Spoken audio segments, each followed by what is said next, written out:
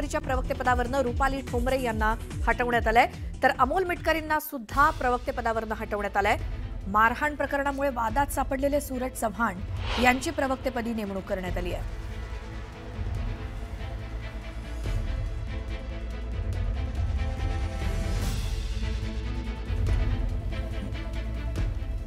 या संदर्भात आपण माहिती घेऊयात आमच्या प्रतिनिधी प्रणाली कापसे यांच्याकडनं। प्रणाली, राष्ट्रवादीच्या या दोन नेत्यांना प्रवक्तेपदावरनं हटवण्यात आल्याचं काय कारण?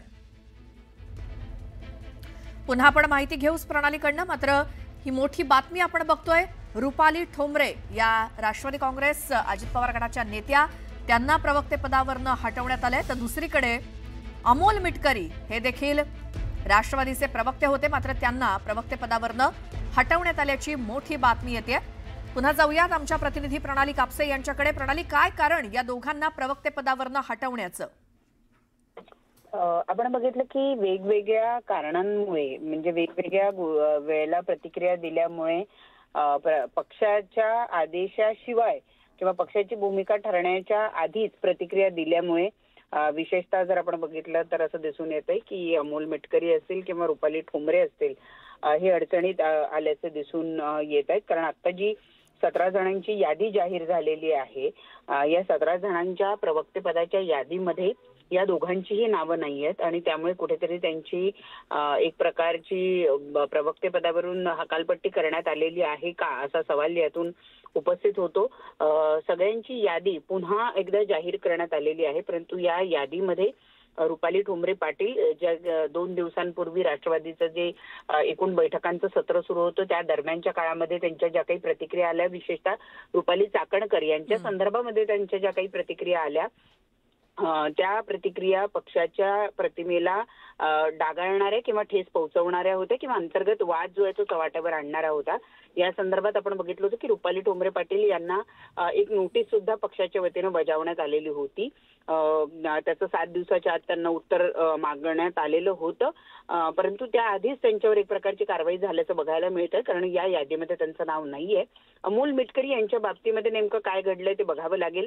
काही वरिष्ठांच्या नाराजीला काही ठिकाणी त्यांना सामोरे जावं लागलेलं होतं, त्याचा हा परिणाम म्हणावा लागेल। खरं तर अशा पद्धतीच्या नोटीस वगैरे त्यांना काही बजावण्यात आलेली नव्हती, परंतु तरी सुद्धा कुठेतरी पक्षातल्या वरिष्ठांच्या नाराजीचा सामना हा त्यांना करावा लागलेला असल्यामुळं त्यांचं सुद्धा नाव या यादीतून वगळण्यात आल्याचं आपल्याला बघायला मिळतं। बरं, आणि एक प्रणाली, सूरज चव्हाण ज्यांची निवड करण्यात आली आहे प्रवक्तेपदी, ते सुद्धा एका मारहाण प्रकरणामध्ये वादात सापडलेले होतेच की मग?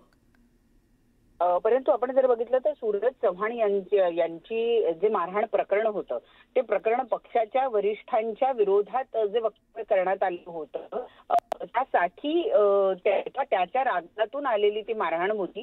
जरी त्यांना युवक अध्यक्ष पदावर काढून टाकण्यात आलं होतं तरी त्यानंतर महिन्याभरातच त्यांची सरचिटणीसपदी पुन्हा एकदा निवड करण्यात आली होती। एक प्रकारची ती त्यांची बढवत्री त्यांना मिळालेली होती, त्यांना देण्यात आलेली होती आणि आता तर सूरज चव्हाण यांचं नाव पदाच्या यादीत सुद्धा आहे। त्यामुळे ते प्रकरण म्हणजे पक्षाला त्रासदायक ठरलेलं नाही असं म्हणावं लागेल किंवा वरिष्ठांची मर्जी राखणारं ते प्रकरण होतं, म्हणून कदाचित सूरज चव्हाण यांचं या यादीमध्ये नाव समाविष्ट करण्यात आलंय असं आपल्याला म्हणावं लागेल।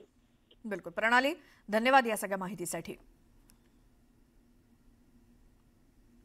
राष्ट्रवादी काँग्रेस अजित पवार गटातनं एक मोठी बातमी, ती म्हणजे अमोल मिटकरी आणि रुपाली ठोंबरे पाटील यांची प्रवक्तेपदावरनं हकालपट्टी करण्यात आली आहे, त्यांना हटवण्यात आलंय, तर नवीन प्रवक्त्यांची नियुक्ती झाली आहे, त्यामध्ये सूरज चव्हाण यांचं देखील नाव आहे।